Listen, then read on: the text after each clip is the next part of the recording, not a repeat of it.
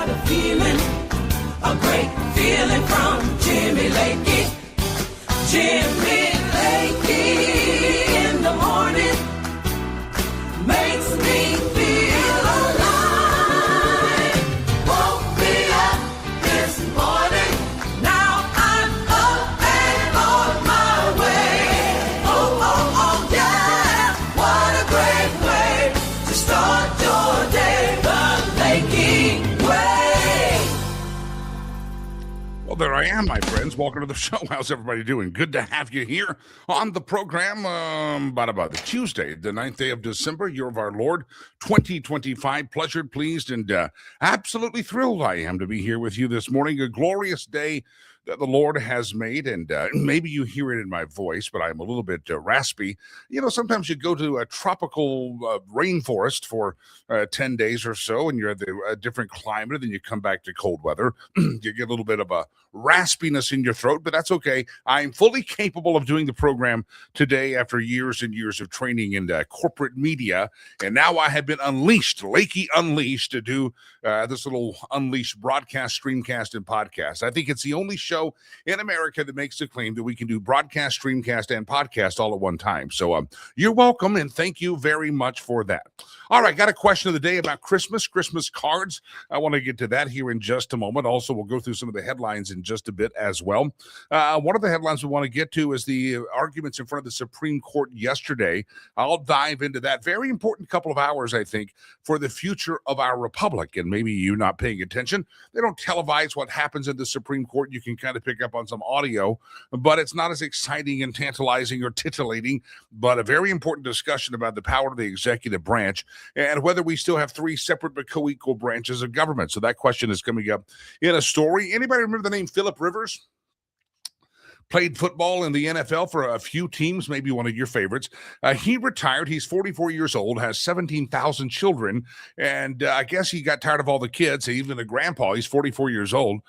When the Indianapolis Colts on Sunday lost their quarterback for the rest of the season for a torn or ruptured Achilles, somehow Philip Rivers said, you know what, I've been coaching high school football, and I have like 1 billion children at home, and it's loud, and I got a grandkid, and I'm coaching high school. Hey, you want to sign me up, coach? And I guess if the Indianapolis Colts are going to bring Philip Rivers in to the NFL. That's what the rumors are today, that Grandpa Rivers, as you say on the screen, would return to the NFL. Now, let me ask you, I'm beyond the age of 44. I've beat that by a decade or so. So I'm thinking, is there any? Could you have played NFL level football? I played high school football, and I was very active in college.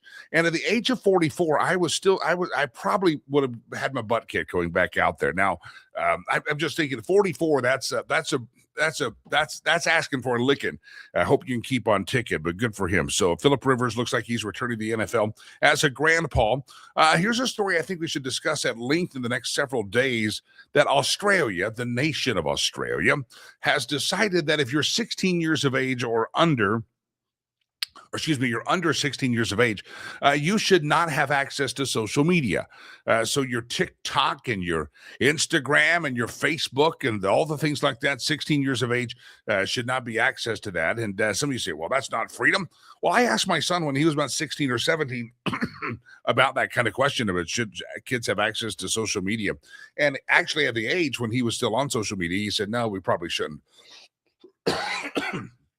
Pardon me, I got this little cough going on here, and it's re-entry, but that's okay. Still doing this show here today. Radio, go through this again. Radio, you have a cough button. Television, broadcast, streamcast, you don't really have a cough button as well. So I will do my best to refrain from the clearing of the throat today, but we'll do that. All right, let's go through this. But let's do the question of the day. Then I want to get into the Supreme Court discussion yesterday. The question of the day is, today is National Christmas Card Day. So it is a day that you're supposed to, get those Christmas cards out. I never understood people that sent Christmas cards so late. And I get them like the day after the New Year's, because if you're like me, if I get a Christmas card, we have a place in the house, generally around the mantle of the fireplace, that we will display Christmas cards. Sometimes it varies on occasion.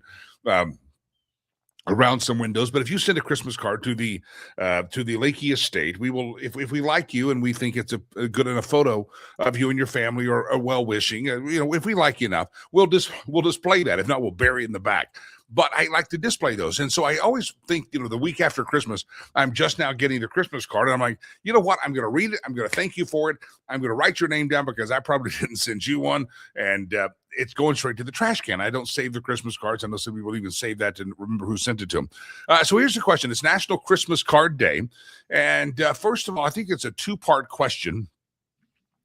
Time.com, timemagazine.com, has a how to write the perfect Christmas card. It's stuff like personalize it, have fun. Don't worry if it arrives several days late. I disagree with that.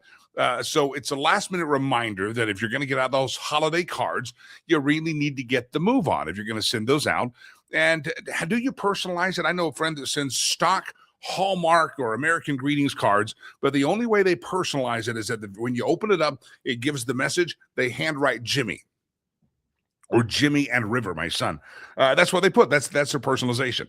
To me, I guess it works. It's personalized, but it wasn't that meaningful for them to have to take the time to do that to 100 cards. So if you're new to this, or it's been a while and you need to know how to write the perfect card, you can go to time.com and they will tell you how to do this. But here's the question for you. Do you even send Christmas cards still? How personal do you make them? Do you just kind of what's your Christmas card saga?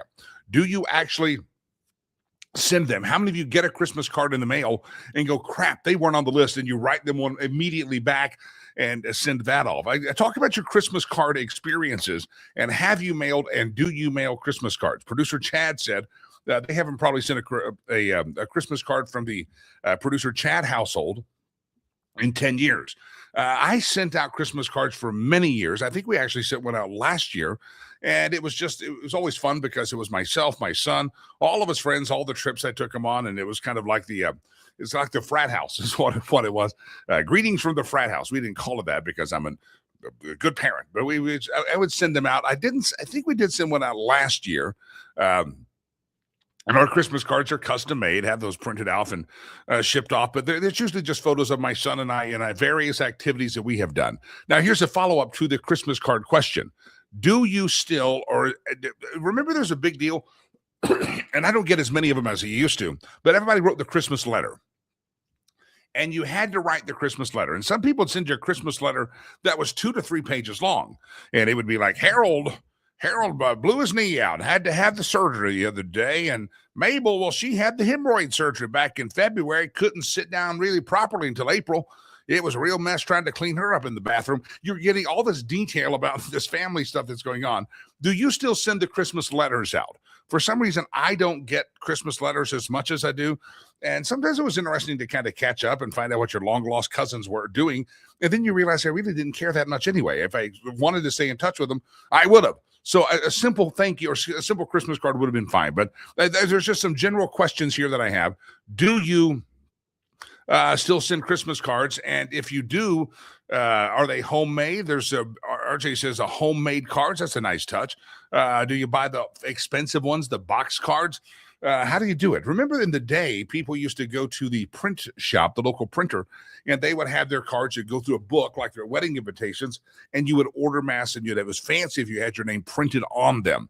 And now the big deal is you sign them. So anyway, just curious about your Christmas habit, and it is National Christmas Card Day. So if you haven't got your Christmas cards out, post haste, kids. You got to get those things out and get them all mailed out. I believe, and also a reminder, I think I already got one from Laura Carno. She's always the quickest to send one to the House of Lakey.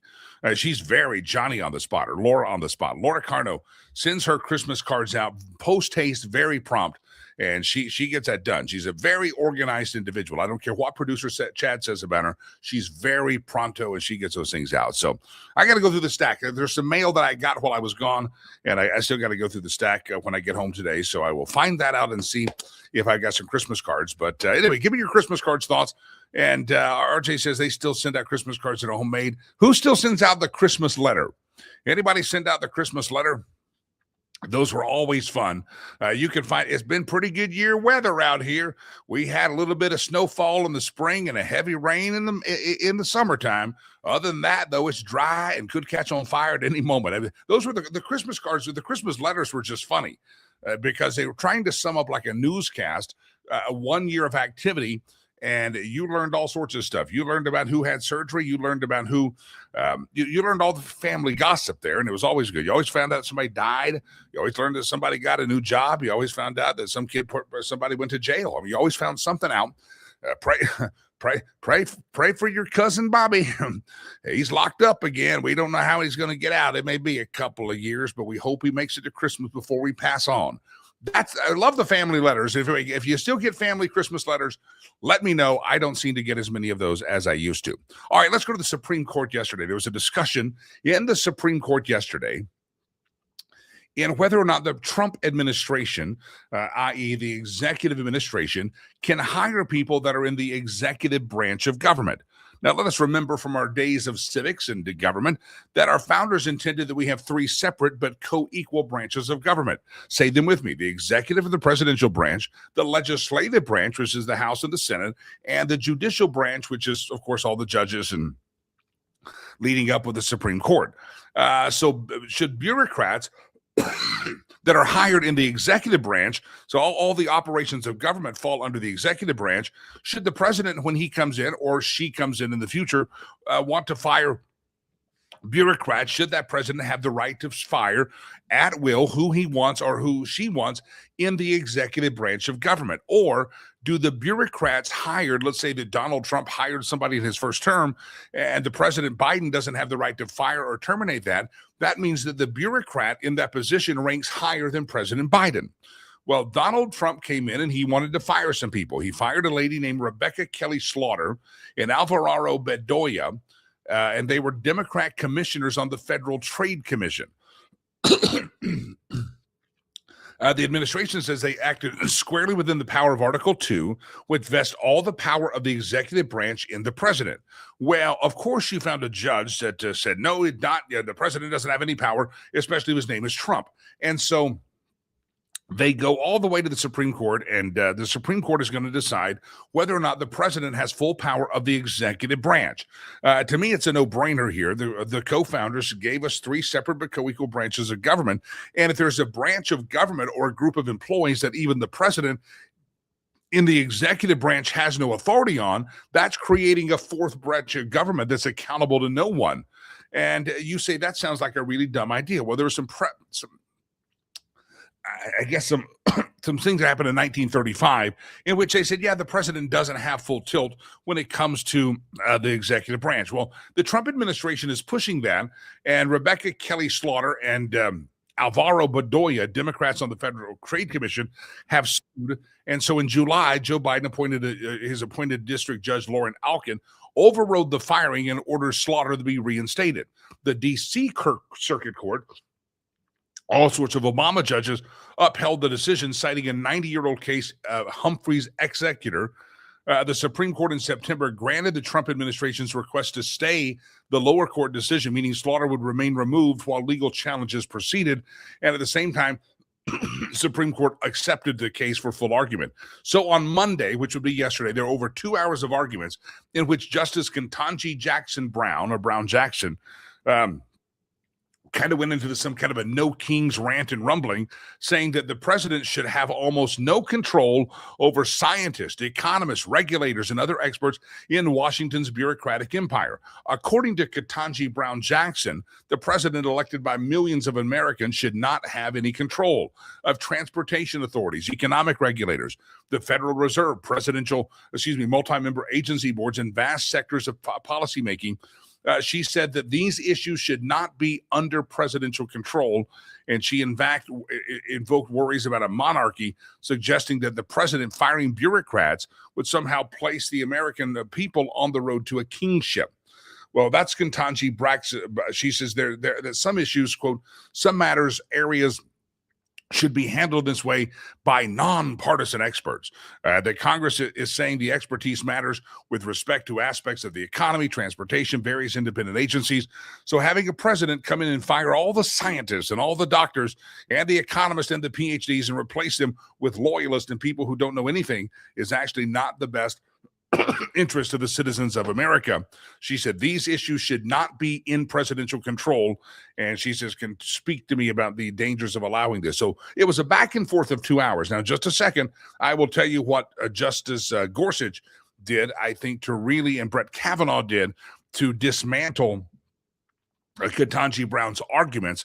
And this is a big case. This is a very big thing that basically, if Ketanji Brown Jackson gets her way, the executive branch of government will be kind of a figurehead and can do some things, but you'll have a bureaucratic state that becomes a protected fourth branch of the government. And that is what we don't want. So everybody stand by. I'll come back to that story here in just a couple of seconds. All right, let me get to my first guest of the morning. And it's a wonderful book if you have not read it. He's a co-author of a book called Gabriel Locke, Bound by Law. We'll talk about it. It's David Cancio. He co-authored the book with his father. We had his father on a few weeks ago. But David joins us here into the hotline, in the studio, in the green room. And if I can find the right screen on my screen, I'll bring David into the program. Co-author David Cancio, welcome to the show, sir. How are you? I'm good. How are you?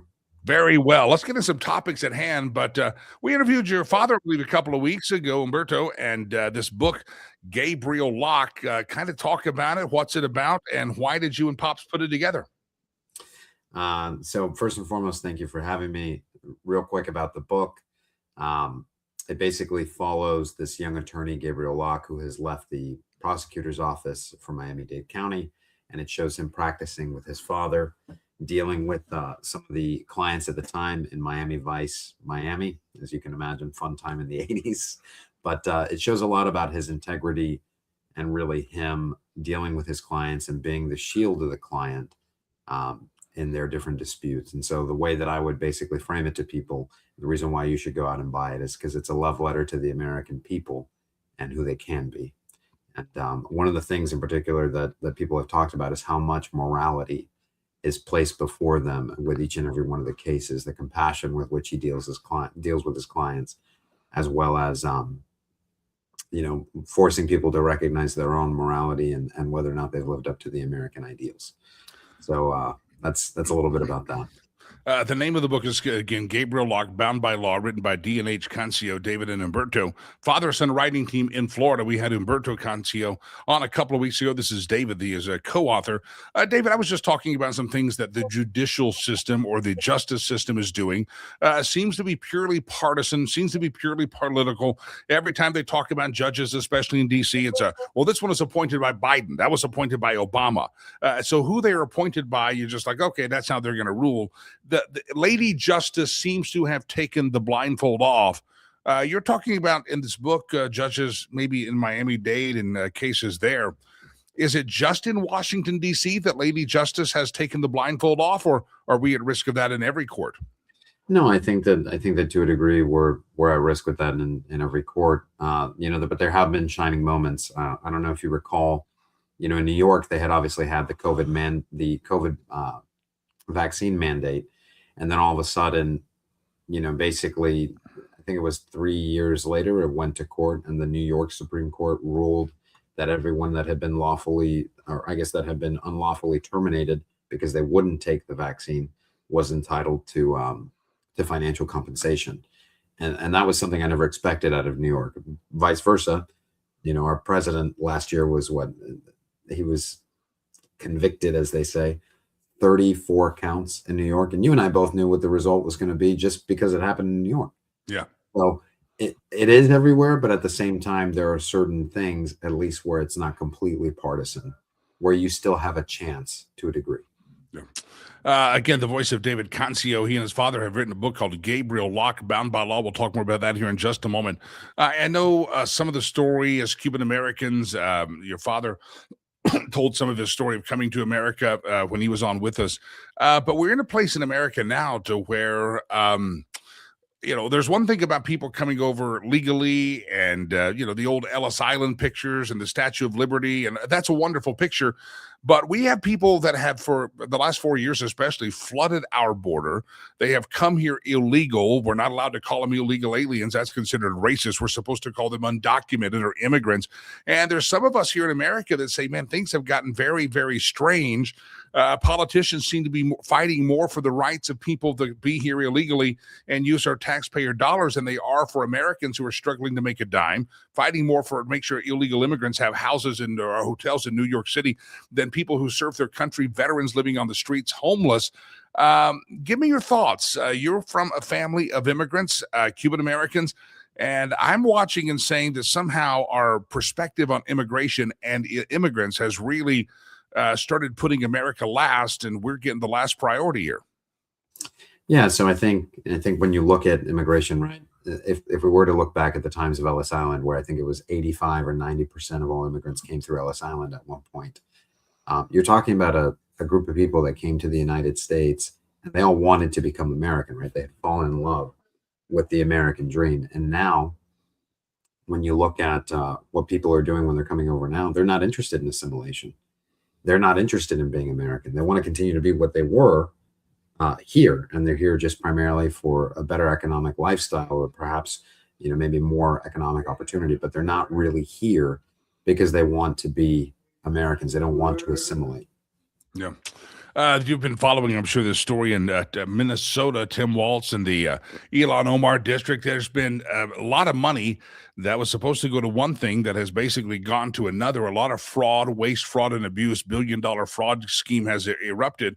And politicians are, will they ever be held accountable? They outdid this all in the name of immigration, all in the name of for the children, all in the name of it's for, we're doing great work, don't judge us, don't be racist. But then you find out an entire immigrant community, or a lot of people in the immigrant community had been milking the system here, milking the system. Give me your thoughts. In my opinion, we are too soft on crime.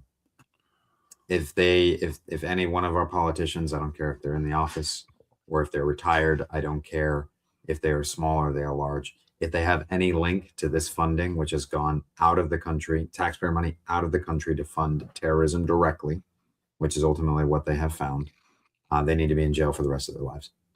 I have no qualms about that. If you are a traitor to the United States because you are funding things against the United States using taxpayer money, you should be locked up in jail. You should spend the rest of your life there. If that includes Tim Walz or Ilhan Omar, gone. And if I could, I would take Ilhan Omar and I would deport her. I think that she's as anti-American as it gets. And forgive my unfiltered opinion. That's why we call it Lakey Unleashed. We like to be unleashed and unfiltered here. David Concio, you were born in 1991, lived in Florida, North Carolina, graduated from NC State, major in Spanish. You've native in English, fluent in French, and you've written a book with your father, Umberto, and it's called Gabriel Locke, Bound by Law, based on the corruption, fraud, waste, and just the stories we just talked about in current events. Tie that back into Bound by Law, because you hope that the book Bound by Law that tells the story of a young lawyer who faces some pressure. You tell his story. What would the character in this book say, and how would he fight this this weaponized government and these corrupt politicians that don't seem to be held accountable? How would that character relate to the situation? Well, 100%. He had to deal with it. And not so much in the first book because it's only 1981, but throughout the series, and this is a series of 7 planned books.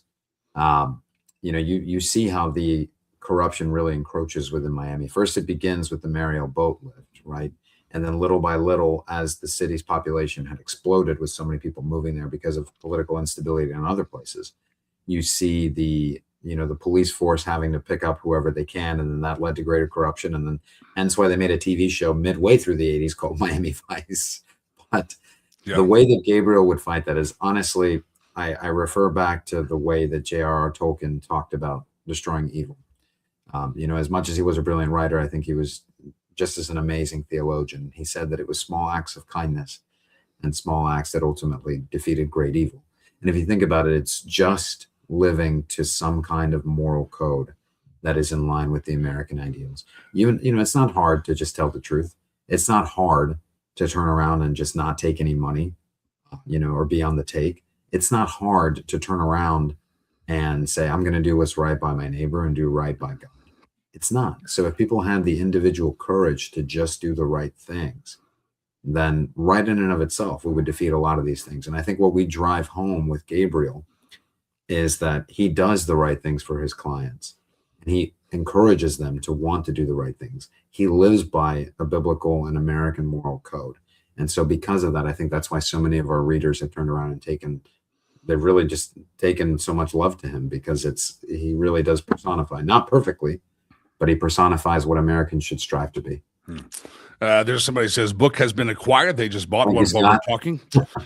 We appreciate it. Umberto Concio and his son David, D&H Concio, C-A-N-C-I-O. Look it up. Father-son writing team from Florida. David, you and your dad put the book together. Real quick, did you guys wake up one day and say we should write a book together? How did this whole thing, this collaboration, come about? Yeah, so basically we were looking for a way to make up for lost time. I don't know if my father might have said that, but growing up with your father being an attorney, he works when the clients need him to. So sometimes you don't really have as much time as you're growing up. And when I was living in North Carolina, because I had graduated from NC State, he called me and he said, hey, I was just wondering if you wanted to do a project together. So we were actually working on something else, a series of children's stories. And I honestly had no desire to write that because they were based around the tall tales.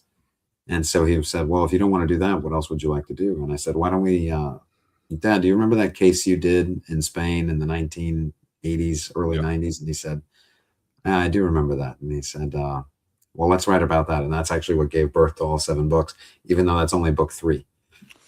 Gotcha. So which books are available now for purchase, and then when will the next ones come out? Absolutely. So actually, the latest one just came out 3.5 weeks ago. That's called Bound by Fate. For any of the listeners that are in the New York metropolitan area, we will be in New York City from the 9th through the 11th of January to actually receive the 4 Seasons Award in person. And we'll be doing 2 book signings in New York City. I'll provide you the details later, but the first book that came out was Bound by Law. The second is Bound by Fate. And then in April of 2027, Bound by Will come out. And that is the 3rd installment of the 7. All of these are available on Amazon and any other place you want to plug, a website or anything? Absolutely. So you can find them on Barnes & Noble. You can find them on Amazon. You can really, if you just type in Gabriel Locke, Bound by Law, you'll find it. And all the books are linked. So you can go from there and find the next one. Gabriel Locke, Bound by Law. Again, David, we appreciate your time. David Concio, co-author of the book, Gabriel Locke, Bound by Law. David, thanks very much, and have a great Christmas and holiday season, sir. Merry Christmas to you, and Merry Christmas to all. God bless. You got it. David Concio, thank you for hopping on the program. All right, good to have all of you here on the show. Jimmy is my name. Pleasured, pleased, thrilled, and I'm quite tickled to be here. Are you tickled to be here as well? Laura Carno's always tickled to be here, so she'll be with us here in just a moment. Hey, as most of you know, I just got back from Africa last week for our charity work, riverspromise.org, riverspromise.com. Today's Colorado Gives Day. I've got some great stories to tell you about that here a little bit later. We're also about the work the Faster Colorado does with Laura Carno. We shall do that about Colorado Gives Day. So you've been waiting for this day. Feel free. Here's a way to give, though. I want to remind you in the final weeks of a great sweepstakes opportunity. And we put this together in Rwanda last week. And I want to show it to you. If you'd like to go to win.riverspromise.org, you can possibly win this beautiful Ford Bronco Raptor edition. It's a wonderful car. I've driven it. It's fantastic. And here we go. It's in front of the school. With Rivers Promise, and I'm right now in Rwanda, where your donations are going to make a difference and give the hope of education to children right there at our school, Legacy Christian Academy. Enter to win the Ford Bronco Raptor sweepstakes. Entries wrap up real soon, so you need to get entered now. And again, your donation is going to make a huge difference in the lives of children. If you've been waiting, I have to ask you, what are you waiting for? Go enter, and I hope you win the Ford Bronco Raptor, benefiting Rivers Promise. All right, there it is. It's a gorgeous vehicle. The December the 17th or 19th, I believe, is the final day. So get in there and get signed up. Last chance to win. We'll be doing a drawing, and that's a sweepstakes program, and it's win.riverspromise.org. All right. Pleasure to have you here. We'll come back and talk more about that Supreme Court case. And let's see, we had the kickback of Gorsuch and Kavanaugh dismantling Ketanji Brown Jackson. So that's good, but Ketanji Brown Jackson wants there to be a fourth branch of government. Let's welcome her to the stage. She was absent last week due to not feeling well. I think she's still got a little cough going on. I've got a cough. She's got a cough. Everybody, let's just have a coughing segment. Coughing with Carno right now. Laura, good morning. I have your cough. Yeah. How did I spread it? I haven't even seen it. Just now I see you. I don't know, computer virus or something. We got to call Bill Gates. See if he can fix that. Yeah. So I would have to call Steve Jobs in the afterlife because I'm on an Apple. Oh, I am too. Yeah, I am. So. Yeah, the Gates was more of a Fauci population control thing. Never mind, conspiracy theory. I thought it was a computer virus. Yeah, computer virus. Well, welcome back. I'm glad you're feeling better. I know last week you were not feeling very well at all, but you look better. You sound better than what I imagined you said you felt and looked like last week. I didn't see you, but it sounded horrible. I was not good. So, well, all right. Laura Carno, LauraCarno.com. It's Colorado Gives Day. You want to spend some time talking about her, organization, fastercolorado.org, fastercolorado.org. Here's a quick question for you, Laura. Did you follow that Supreme Court case yesterday? Ketanji Brown Jackson says that the president should not have sole power over the executive branch, and some people should never be able to be replaced, I guess, by the executive. Did you follow that argument at all? I heard the argument. I did not follow her logic because there is no logic. And Jimmy, I am not an attorney. I don't even pretend to play one on Streamcasts or anything like that. But her job as a Supreme Court justice is constitutional. And she should be saying, hey, this law or this, whatever comes before her, does it meet the Constitution? And she over and over and over talks about how she feels about things, and her feelings are not in the Constitution. And again, not a lawyer, not a Supreme Court justice myself, but this seems like a pretty basic thought process when you're a Supreme Court justice. That one of the lines, and for folks that aren't nerdy like us, you can tune in and listen to the audio and kind of get a feel for where the court's going to go and that kind of thing based on their questions. But I perked up my ears specifically when she came on because what she says just defies logic, Jimmy.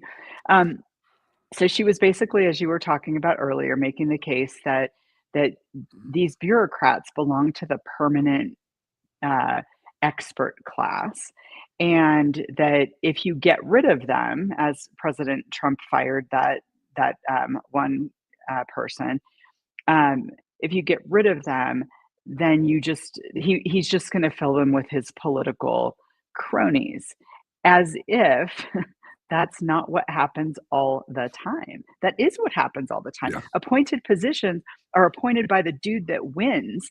Elections have consequences. When Joe Biden won, he got to appoint people our side didn't like, and we had to suck it up and deal with it for 4 years.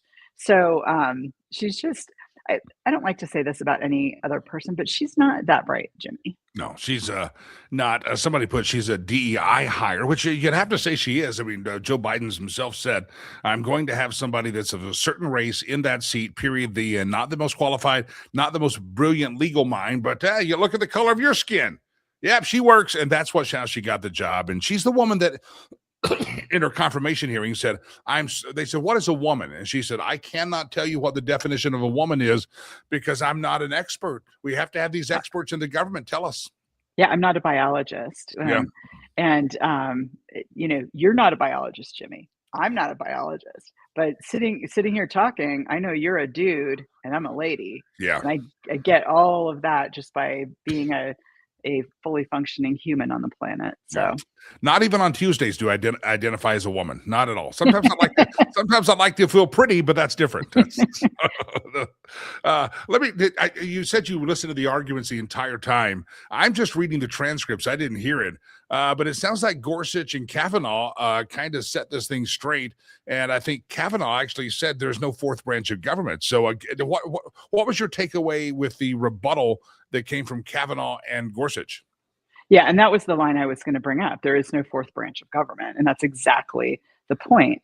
The executive branch, the president runs the executive branch. And all of the things, I don't care how complicated people want to make it, all of the things that report to the executive branch are under the executive branch. It is that simple. And that's why there is no fourth branch of government was so important, because the president does control. It's sort of like going into a corporation, name the corporation and saying, well, these people over here, the CEO of the company, he shouldn't tell them what to do.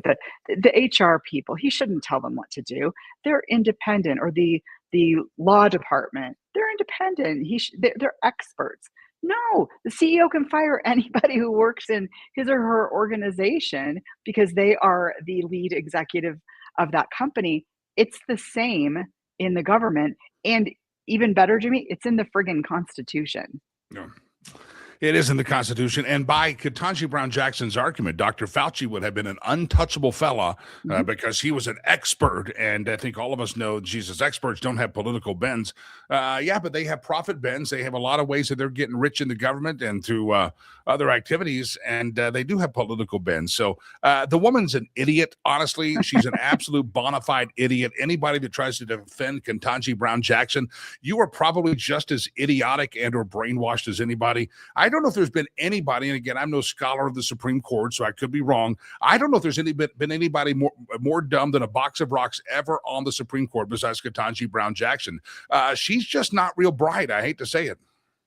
Yeah, and again, her arguments are, extra constitutional. She talks a lot about how she feels and lived experience and things like that. That's not the job.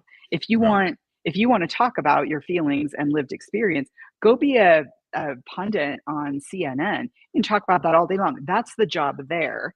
The job at the Supreme Court is to see what fits under the Constitution. Is this thing constitutional? Is it not constitutional? And to understand that, you look at follow me here, the Constitution. I feel very bad for other ladies of whatever the color of their skin is that could have been, maybe with a left perspective, put on that Supreme Court. But Joe Biden was so hell-bent on optic and visual politics that he chose probably one of the dumbest women to ever get a law degree in America. And that will be part of his legacy of, and to think of this, the Democrats want to win the U.S. Senate so they can pack the court, and they can't be trusted with that court ever again. Ketanji Brown Jackson is a dumbass, and unfortunately, that's who they had put on that court. It's really disgrace. I thought there were some crazed women on the court that Obama had appointed. Ketanji Brown Jackson, she takes the cake and the dessert and the punch bowl. She takes it all. She does it. Well, and you look at, there was similar language between the nomination of Ketanji Brown Jackson and Kamala Harris, that I'm going to hire or appoint or nominate, or whatever the language was in those two cases, a Black woman. And by the way, I think everybody listening here would say, I don't care about the gender or in anybody's administration. I think she's brilliant.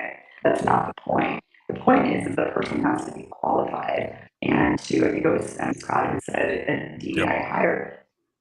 Biden said, I am going to pick somebody in this category, regardless of how qualified they are. And that's the problem with it. I don't know if it's just me, but did Laura's connection just go crazy? It was like a Max Headroom commercial there, digitized. But that might have been just me. Last week, I was hearing some strange things because of the delay in Africa. So let's see if we can correct it. Laura, are you there still? Can I hear you now?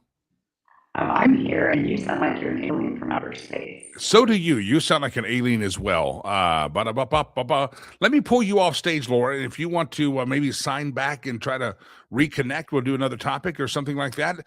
Producer Chad, is my connection still good, or is that a Laura thing?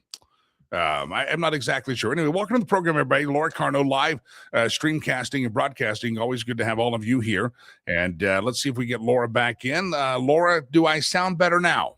Yes. I thought the cough in the throat had just, Yeah, I thought you might have been possessed by Beelzebub or something, and it was like Lord of the Ring or Lord of the Flies, and we're going to have to send in the troops to save you there. All right, Laura, let's dive into this. We have two statewide races. I know John Hickenlooper is one of our statewide races in Colorado that the left is not happy with the old barmaid, John Hickenlooper. He's getting a primary challenge for his U.S. Senate seat. And to talk about this, these Democrats in Colorado, still as left as they aren't making their base happy enough. Yeah, and this has been actually, there's been hints of it for the last couple of years, that when Hickenlooper is up, and I looked up the other day how old he was, and what I had guessed was he was in his 80s, and he's not. He just does not, he has not aged well in DC. Yeah. But anyway, but yeah, they're in the Mamdani style. There's these far left, even further left than most of the Democrats in Colorado, saying, and this is about John Hickenlooper, who's up for U.S. Senate, and Diana DeGette, our longest serving congressperson in Colorado, who's, I don't know how old she is, but she's been there a long time. She's the one who didn't know what about ammunition magazines. She said, well, when they're empty, you just throw them away, because, she's going to legislate our gun rights. But anyway, not the brightest bulb either. But anyway, there's younger, more diverse people running against them. So one is Senator Julie Gonzalez, who's in the state legislature. Another person is called Melat Kiros, a woman I've not heard of. She's the child of Ethiopian immigrants, I read, and she's primarying Diana DeGette. And this is what's interesting. Republicans sometimes primary sitting Republicans. Democrats don't do that. They fall in line. But the language that both of these women are using is saying it's time for a new generation. And so that's the polite way of saying you're too old. And the other thing is, it's very clear that, both of these women are women of color, and there's some hints in there, and that there have been for a couple of years, that we need people who are less old and less white. And that's language that came from the left. So that's going to be very interesting. Does John Hickenlooper stick in there and fight it out and try and keep his Senate seat? Word is that Mrs. Hickenlooper, thank you, Scott, Hick will be 73. He looks 10 years older. Mrs. Hickenlooper loves being the Mrs. Senator, and they have a young child. I don't recall how old, but a very young child for a dude his age. And so it's going to be very interesting to see what happens if the primary opponents are told to get out and fall in line. It's not your turn, or if there's enough of a groundswell to get rid of the old dude and I hate to say old lady, but the long-serving lady. The old lady, we'll look that up. Yeah, the big regret is 68. Is that Diana DeGette? Yeah, Diana DeGette. 68. 68. I'm getting up there. I'm getting up there. I'm 61, so I don't know if I can call 68 old yet. Well, Diana DeGette's been there. I mean, she's been there 30 years. I mean, she's been there forever. Yeah. Let's talk about that. These ladies that are jumping in from the left and wanting to get rid of the old farts and the old gigs here, the geezers here. Who would tell them to get out? I mean, is Jared the party? Is obviously Hickenlooper's not in charge, or they wouldn't come after him. Michael Bennett's running for governor. Michael Bennett's just looking for a new identity and maybe a personality as well. I mean, who would tell them to get out?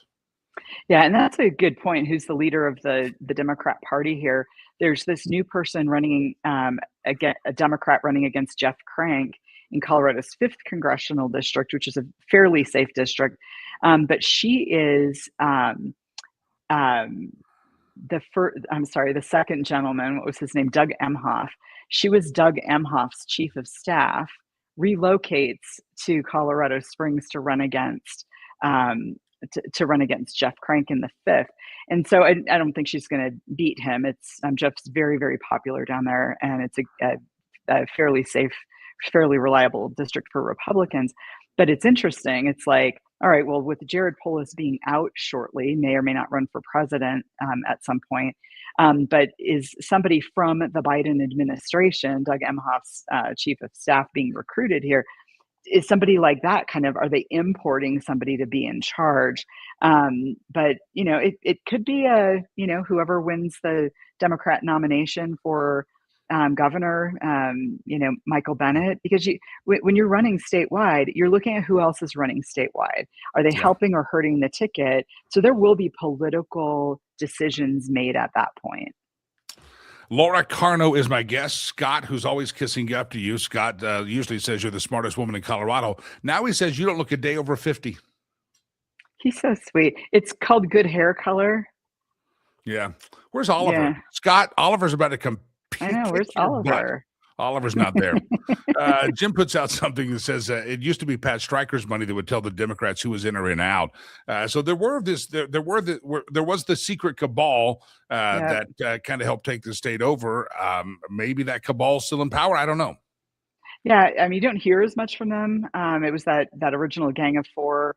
If you haven't read the book, The Blueprint, it really walks you through how the Democrats took over Colorado, and it's a blueprint that's, they're trying to use that exact same blueprint in other states. All right, real quick, you sent me a link to the Babylon Bee, which I absolutely love. And the Babylon Bee says, we used this meme yesterday, producer Chad had it. The Babylon Bee says the special needs community is demanding people stop comparing them to Tim Walz. This is, of course, a reference to where Donald Trump said, I think the guy's retarded. Even Timmy Walz says people are lined up to drive by his house and yell, hey, retard! There's a traffic jam outside the guy's house. You sent me the Babel. There it is, right there on the screen. Special needs community demands people stop comparing them to Tim Walz. Your thoughts, ma'am? Is it nice to call people retards? Well, I think that's not the word that's in vogue these days. I think there are other words to use, but so funny that the Babylon Bee, and if folks aren't signed up for their daily email, in the midst of bad news and the headlines and stuff, just the Babylon Bee is just hilarious. And they come at things from a conservative viewpoint, a Christian viewpoint, and it's just stinking funny. But the point of the special needs community, which is working on its own PR to have members of the special needs community widely accepted and so forth. They don't want anything to do with Tim Walz. So Jeff and Cassie wish that I would run for something. I will run for the hills if anybody ever suggests that I run for anything. Okay, here's the exception. Remember in the 4th Congressional District here in Colorado when Ken Buck quit, and then there was this 6-month interim. Greg Lopez was awarded this interim 6 months out of vacancy committee. I would do that. I would do a 10-day campaign to protect the district in DC for 6 months while everybody else runs for the eventual office. That's the only thing I am in any danger of doing if that were to happen again. Not that I'm saying it would happen, but that's how easy I would want it to be if I were to run for office. Yeah, see, there's Scott kissing up. He says Laura's smarter than running for any office in Colorado. So they never call me smart. They never call me anything. They just call me names. You get on here. She's the smartest woman in Colorado. Nobody ever said I'm the smartest dude in Colorado. I guess. Well, look what Scott said. It's because his wife lives in Laramie. He can call me the smartest in Colorado. Well, does Scott have a husband in Colorado? I mean, he's not in Colorado. I am. He hasn't called me the smartest dude here. So there's no excuse here. There's no excuse. I get no respect. Oh, you're starting to break up again. Laura, I want to hit fastercolorado.org. It is a Colorado Gives Day, and folks need to make some donations today. Talk about Faster Colorado. Yeah, your voice is messed up again. Yeah, okay. I'm gonna do the same thing because they said it was on your problem there because everybody said they could hear me. So Laura, leave, and she's going to come back. 5, 4. This is live. This is what happens when you are homeless. Laura, there she comes. She's entered the studio again. Laura, they said last time they could hear me, but it wasn't you. So it wasn't me. It was you. So it's kind of like a lot of my breakups that happen. It's not me. It's all about you. Yeah, I'm going to blame Brother Elon then. We're on Starlink out here in the country. Yeah. Stacy says I look smarter with glasses. You do. This is not a compliment. And Scott says you're in my top percent, guys. Aww. See, yeah, these are not compliments, Laura. These are backhanded insults by an ungrateful audience right there. Well, we still love you, Jimmy. So Faster Colorado. You're smart in my book. Yes, today is Colorado Gives Day, and it's a day when the Colorado Gives Foundation encourages Coloradans to give to nonprofit organizations, and Faster Colorado is one of those. The benefit of going through Colorado Gives Day is that for every $1 you donate to Faster Colorado through Colorado Gives, we get a percentage of their matching fund. It's not a dollar for dollar match, but it's a percent on a percentage basis. So very, very helpful for Faster Colorado, one of our bigger fundraisers every year. So if folks wanted to go to coloradogives.org, look for Faster Colorado, or if you wanted to go to fastercolorado.org, you can connect with Colorado Gives there. fastercolorado.org, or just look up Colorado Gives. Today is the giving day, and all the donations that go to Faster Colorado they get a percentage of the matching funds and the foundation that Colorado Gives has.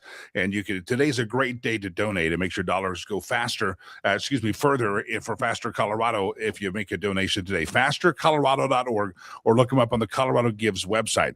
All right, Laura, I bragged about you earlier. I said when it comes to Christmas cards, you are always Johnny on the spot. And you're still doing the Christmas cards, no Christmas letters, anything like that, or you just don't send me the letter? We do the Shutterfly picture card of whatever's happened during the year. Very few words. We don't want to make it too hard on people to, get through it.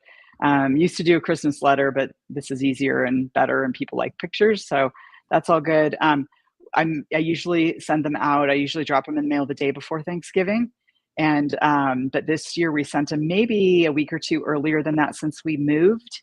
Yeah. I just wanted people who do send Christmas cards to know that we had a new address. Yeah. So that's what I thought. I've got yours. It's in the earliest stack because I haven't decorated for Christmas, but they go up there, and it's always from Laura and Bill, and it's always a very gracious thing. So we appreciate that. And you remember the Christmas? That was a big trend for a while. Christmas letters. I don't think people do them as much. I mean, but some of them are getting real personal. I said this earlier. So your Aunt Frances had the hemorrhoid surgery, been sitting on a pillow for months. And you're like, I didn't need to know that about Aunt Frances. So sometimes they gave a lot of information. TMI, yeah. And I still get a couple. There are people I still exchange cards with that I used to work with 30 years ago in previous jobs, and that's the one time a year we stay in touch and get Christmas letters and stuff on how their kids and grandkids are doing. I enjoy reading them, but they are a lot of work if you're putting them together. Yeah, they're a lot of work. And Pictures usually people choose a real weird font or something on some ugly piece of paper. Just send me the card. That's what I do. How many times, Laura, and I have a fun story. Well, fastercolorado.org, give some money, Colorado Gives Day. How many times do you get a Christmas card and go, crap, I think I forgot them or something, and you rush off and try to make good. And then you're like, I hope they don't think I'm sending it just because they sent me one. I just forgot them. I really like them. You ever have that kind of worry that they're going to think it was a tit for tat? If I was worried about what people thought about me, I'd be in big trouble. I do way too much public stuff. Exactly. Yeah. No, I mean, sometimes things get mixed up, or, they fall off the list because they kind of got out of it and now they're back in it. And yeah, just if I missed somebody, I'll just send them a card and move on with my life. I worry very little. Maybe that's why I only look 50. Fastercolorado.org. Everybody make a donation. Colorado Gives. Look up Faster Colorado, and you're helping keep a kid safe in school in Colorado. If you're out of state, you can still use the Colorado Give site. Fastercolorado.org. Fastercolorado.org. Laura, you didn't cough. I had to step aside to cough a little bit, but maybe that little computer glitch we had was just a cover up for your coughing. Maybe the virus has spread. I coughed on those intermissions, and then I also muted twice to cough. You're talented. I can't ever mute to cough, so I just removed myself from the screen. Laura Carno, fastercolorado.org, fastercolorado.org. That was a cough. See, I didn't mute because I look smarter with glasses, and as you cough with glasses, it makes you even look smarter than what you can anticipate. All right, more than 1 in 7 Americans have more than one Christmas tree. How many do you have? We'll talk about that tomorrow. Let's go back to this Ketanji Brown Jackson. This is a very important case, and the Supreme Court will rule. But as Ketanji Brown Jackson unleashed a crazy defense to have unelected bureaucrats accountable to no one, bureaucrats should outrank the elected president of the United States. It stems from a March decision to fire Rebecca Kelly Slaughter and Alvaro Bedoya. They were Democrat commissioners at the Federal Trade Commission. And so Trump acted. And so the arguments were fascinating. I've got to go back and listen to it, actually. I'm just reading excerpts, but I can tell you it is frightening that you would have somebody out there that would think that bureaucrats should have higher ranking than anybody else. They cannot be fired. They can't be removed. They're supposed to be in the executive branch, but evidently they don't like that. So if you watched it yesterday, it was a very important Supreme Court oral argument. I think it goes towards the future of our republic. That are we going to continue to have 3 separate but co-equal branches of government, or is this a DEI hire Ketanji Brown Jackson going to get her way, and there will be an unelected group of bureaucrats that have ultimate power and can never be fired? And let me just do this here. I'm going to put myself on a little mute. I got a cough, so let me see if I can be talented. Here's what Brett Kavanaugh had to say about this. Let's see if I can pull it up now. I lost it. I want to give a chance to deal with a hard hypothetical.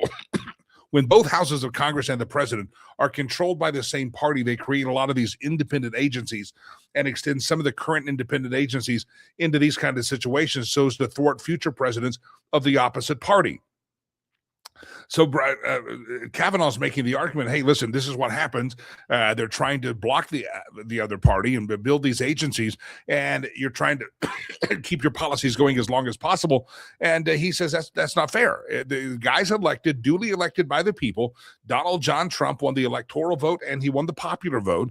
And to be forced by Ketanji Brown Jackson, the DEI hire and disgraceful addition to the United States Supreme Court, to be blocked by her and said the will of the people doesn't matter. You have to, in these agencies, keep the people that Joe Biden wanting to run these commissions. That is nothing that our founders ever intended, but I'm not sure Ketanji Brown Jackson knows much or cares much about the founding of this great country. It's really frightening what Ketanji Brown Jackson was arguing about yesterday, and it lets you know the tyranny and the hatred that the American left and modern Democrat Party and appointees obviously have country and the founding principles of our country. All right, it looks like the trend is out there that many of you do send the Christmas cards. Does anybody still send the Christmas letter? We sent the Christmas letter years and years ago. Used to get them, but now you don't.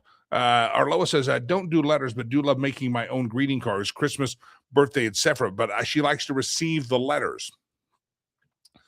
The letters were a cool trend for a while. I just don't think they're as in as much because it takes a while, or people now have how far down the genealogy do you give updates about? You know, you try to put the good stuff and then you put the bad stuff, and then you feel like you're crying and whining. I like the cards. Now, here's what I never understood. And I don't judge. I just thought it was kind of a double whammy. People that would send a card, and inside the card was the Christmas letter. That I didn't understand. If you're going to just send the Christmas letter, send the Christmas letter. Stacy said, I've been sending Christmas cards in the mail. When I have not been sending Christmas cards in the mail. When I give a gift to someone, I sometimes attach a Christmas card to it.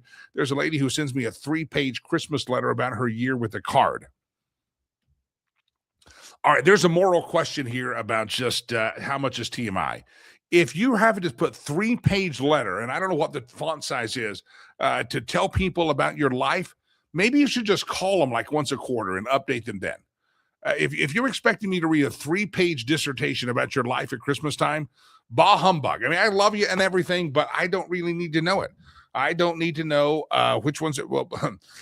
Baby Jay is facing his acne. He's about 14, got pimples all over his face, and good Lord, he pops those things on the mirror and makes a mess. We have to tell. That's the kind. I don't want that much information. I don't want to know about things that are happening in your household like that. So yeah, the Christmas letters I can do without. I don't. Last year I don't remember getting a Christmas letter. Maybe we did, but I'm not sure. I'm just not sure. All right. I've got so many stories we haven't gotten to here. I do want to have this discussion in coming days about being 16 years of age. And if you're 16 years of age, can you or can you not? Should you have social media? I think that would be a very interesting thing. Australia has banned social media for those people under the age of 16. So we'll pick up on that topic of conversation a little bit later on. I want to remind you, it is Colorado Gives Day. For those of you in Colorado, you know what that means. Every year we get asked, is Rivers Promise on Colorado Gives Day? We have found, and this is open for discussion next year, I guess, but we have found the effort that it takes to be on the Colorado Gives website versus the actual response we got was not worth it. We don't have a paid staff. It's just kind of a bunch of volunteers that run this whole thing.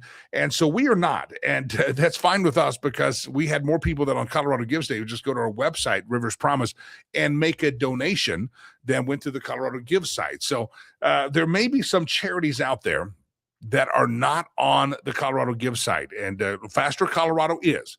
Make sure you go there for Faster Colorado. But there's going to be some other charities that are probably not on there because it does take a lot of paperwork to get listed on that site, and it can be a pain in the patootie. So as you give to charities, don't forget you can go to our charity riverspromise.org. If you're throwing around giving away some money for charity, include Faster Colorado on Colorado Gives Day. These are Colorado-based charities. Rivers Promise is out there as well. We'd love to have you. All right, I have a thought. I'm going to do the stolen meme section of the show. But yesterday I was driving, and I said this. I always talk about how you can help Rivers Promise, and $30 feeds a kid, $1 a day for 30 days, etc. We told you that 65 sponsors a kid for the month. Sometimes I don't talk about bigger ways to help. And this year we could use some help. And we're saying this year, meaning the next couple of weeks. We have 30 kids in a classroom. 30 kids in a classroom at Legacy Christian Academy.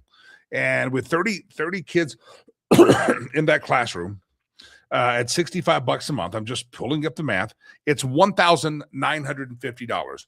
It costs us $1,950 a month to take care of a classroom at Legacy Christian Academy. And a lot of times I say, hey, give $30 a month, $65 a month. Maybe as you're doing your year-end giving, you would like to be one of the persons, and I was doing some numbering yesterday, some calculation, and I think by the end of the next couple of weeks, I'd like to find 15 people that would say, you know what, Lakey, maybe, $30 here, $60, but you know what, end of year donation, $1,950, $1,950. That makes sure that a class is covered for an entire month, whether they're, that makes sure that in one classroom is covered for an entire month. That takes care of the classroom. $1,950. So I'm going to put this out in a written form and kind of start talking about it. Oftentimes give you the smaller amounts. And then I have people sometimes say, man, what big projects do you have? Well, if you want to know big projects, reach out to me. We've got to buy a vehicle for a school soon. We've got a building project coming up. But something that some of you might want to consider is your end of the year giving, saying, you know what, $1,950. That's $65 times 30, and that takes care of an entire classroom for 1 month. And if we could get 12 people to do that, maybe say 15 to round it up, then that takes care of a lot of our operations for certain classrooms over the year, because we have some kids that are not sponsored. So some kids are sponsored, so we can spread that love around. So if you want to be one of the people, $1,950, that is a classroom for 30 days. Even if you just did that once a year, that would be fantastic again. But just do it one time, $1,950. If you want to do 2 classrooms, for just times it by 2, $1,950. That was a great year in American history, I guess, and I wasn't born. But if you go there, $1,950, and again, I sometimes talk about the nickel and dime, the small stuff, and the small donations are fantastic. But I know some people say, give me a bigger challenge, Lakey. So there's your bigger challenge, $1,950, a classroom for 30 days. We used to have a few classroom sponsors that sponsored entire classrooms. But it's a big commitment to do that every month. And because of various things, they usually last about a year or 2. And then they're like, you know what, something happens. And I get that. We're not a heavy-handed fundraising organization. But if everybody could just do 1 month, $1,950, whoever could, I won't say everybody can do that, but if you could do that, that covers a classroom for a month. And if you do it now, that's just a bigger ask that we can give you. So if you'd consider that, pray about it. Maybe it's $19, maybe it's $1.90, I don't know. Or maybe you want to do the full big amount, $1,950 one-time gift, covers a classroom at Legacy Christian Academy for 1 month, and you could be a part of that by making a donation today. By the way, the website has our mailing address. Over the weekend while I was gone, received several checks in the mail from people that I think listen to the show or hear the show, and we have people that like to mail a check rather than play with the credit cards online. I get that. I'll give you our mailing address is a P.O. Box, and it's on the website, P.O. Box 185. That is in Frederick, Colorado, 8053. You can find it all on the website if you want to mail it. Mail that check. But don't forget, if you're doing donors advised funds or any kind of a request from some giving fund that you have, you need to get those requests in ASAP so that we receive those by the end of the year. And also, don't forget that credit cards are welcome, riverspromise.org. $1,950 is the big amount for the day, that if we could get about 12 people to do that, that covers an entire classroom for an entire year. And it takes a lot of stress off the organization, even if we just get 2 or 3, but I'd like to get the full 12. $1,950. Would you do it? Mail it. If you're going to mail it, let us know. We'll start counting it. Just send us a message, info at Jimmy Lakey, and say, dropping a check in the mail. That way we can count it, and we'll know when we hit our goal. That would be great. $1,950. If you're in, God bless you. We'd love to have you help ease the pain and the tension that we have as our year-end comes to a close. All right, time for the meme roulette section of the show. This is where we go around the globe and we steal memes from the interweb. And before we do that, I want to remind you about Sherry Cree, homeswithsherry.com, homeswithsherry.com. She was on with us yesterday talking about first-time home buyers. Go back and watch or listen to yesterday's show and find out her advice for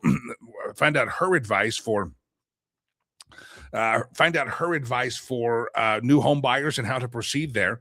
And that would be fantastic if you do that. Listen to that show. She'll be back on with us Friday.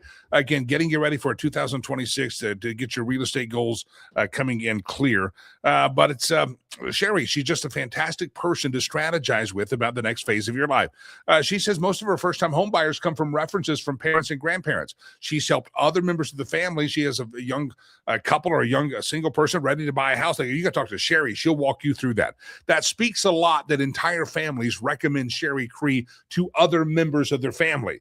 You know, this is not somebody that you just picked up a card down at the on the bulletin board at the coffee shop and said, I'll just call Sherry. No, the new home buyers, when the people are about to have their first real estate experience, most of her new home buyers come from parents saying, hey, we buy real estate through Sherry. She's going to help you. And they want their kids dealing with Sherry Cree. That is a testimony as to the type of person she is and the type of detail that she covers. So if 2026 is your season to buy a home for the first time, maybe it's your season to downside, upside. She said yesterday in the show, listen, if you're going to think you're going to move in the spring, the best time to move is the early spring, which means about February, March. Then as far as looking or buying or selling, you want to start taking action February or March, not waiting till May or June. There's a reason for that. She talked about it on the show, but you can call her and talk to her about that and say, why is it that I would want to do that? So homeswithsherry.com, homeswithsherry.com, homeswithsherry.com, and be sure to tell her that Jimmy Lakey is talking about her on the program, homeswithsherry.com. Set it up, get that appointment set up, and be ready to early 2026, homeswithsherry.com. All right, now it's time for the stolen memes section of the show, and where we steal memes from around the globe. You ready for this? Let's do it. Let's just spin that way. Round around the globe we go, where we steal the memes from. No one knows. When Charlie Kirk gets assassinated, you have somebody holding a sign. He deserved it. When Tim Walz gets called a retard, yeah, there's the crazies out there. That's true. Illustrate absurdity. That's what we do with the stolen meme section of the show. Round and round the globe we go, where we steal the memes from. No one knows. The NCAA confirms that playoff selections were made by an alcoholic penguin. I said this the other day. I don't know why college football can't figure out how a formula on how people qualify for the playoff and just call it good. I know it's a top 5 of the power conferences or the top in the power conferences, but other than that, there's got to be a formula that just plugs in and these humans are out of it and stops the stupid controversy for the NCAA. But hey, what do I know? Round around the globe we go, where we steal the memes from. No one knows. Retard, a noun, someone who loses $1 billion to Somalia fraud. Well, there he is, old Timmy Waltz. Yep, Webster's Dictionary might have his photo next to it. Round and round the globe we go, where we steal the memes from. No one knows. Here's a flashback. Contrary to Tim Walz, the rest of his family is not retarded. Remember all of his family came out the Trump 2024 election that wear the shirts? Yeah, that's the Tim Walz family. Can you blame him? They know the guy better than we do. Round around the globe we go, where we steal the memes from. No one knows. Hate crime. The heinous act of disagreeing with a liberal. It's a hate crime to do that. Yeah, they're not a very tolerant lot on the left, are they? Not at all. Round and round the globe we go, where we steal the memes from. No one knows. 4 stages of a man's life. You believe in Santa? You don't believe in Santa? You are Santa? Well, hell, you look like Santa. That's true. 4 stages. I'm working on that. Round and round the globe we go, where we steal the memes from. No one knows. Ladies and gentlemen, no more intellectual property theft. And when the Chinese draw a boundary and say that we can, the Chinese draw the boundary and say that we are stealing too much of the intellectual property of others, it's a big deal. Scott, 1950 done. Scott, God bless you, Scott. Again, if you just tuned in, I thought yesterday, I said, we oftentimes ask, $30, $60. And I said, there's people out there that say, Jimmy, just tell me what you need. And if we could get 12, 15 people that would donate $1,950, that covers an entire classroom for 1 month at Legacy Christian Academy. That handles everything that classroom is going to need. That's the operation expense. And we just need that. And that would help us out. That's $65 a month for 30 kids. And you do it one time, 1 month, and boom, we're done with that. So if you could be like Scott, I appreciate that. I never thought we'd say that, be like Scott, but based on his behavior in the chat rooms out there. But if you can, make that donation today, $1,950. Now, I know some of you can't do all of that, and don't feel pressure. You can do $1, but it's Colorado Gives Day, and the best thing to do is go to our website directly, riverspromise.org, riverspromise.org, and sign up and get on our, make a donation today. And again, we'll be sending out some information, but it hit me yesterday. I said, we got to ask for $1,950. That's 65 kids, 30, that covers one class for an entire month. And that's really helpful. $1,950. Anybody else want to stand with Scott on that? We'd appreciate it. And God bless all of you for doing so. It's time for me to wrap up the program. I coughed not as I did pretty good on the coughing, right? A couple of times you had to hear me cough a little bit, but I think I'm on the home stretch for this little entry head cold. This little stuffiness, little allergy. When you go from tropical rainforest to the North Pole, your body takes a little adjusting. Ladies and gentlemen, I'll see you tomorrow. Jeff says, God bless you, Scott. Yes, God bless you, Scott. We appreciate it. Anybody else want to join with Scott? $1,950, or do a portion of that. Whatever you can. That's a classroom. It's Colorado Gives Day. And, of course, the end of the year donation season comes to a conclusion. These are all tax deductible. 501c3s. Make sure you do that. I'm Jimmy Lakey. I mean this. May God bless you. May God bless America. Jimmy Lakey. Peace. I'm out of here.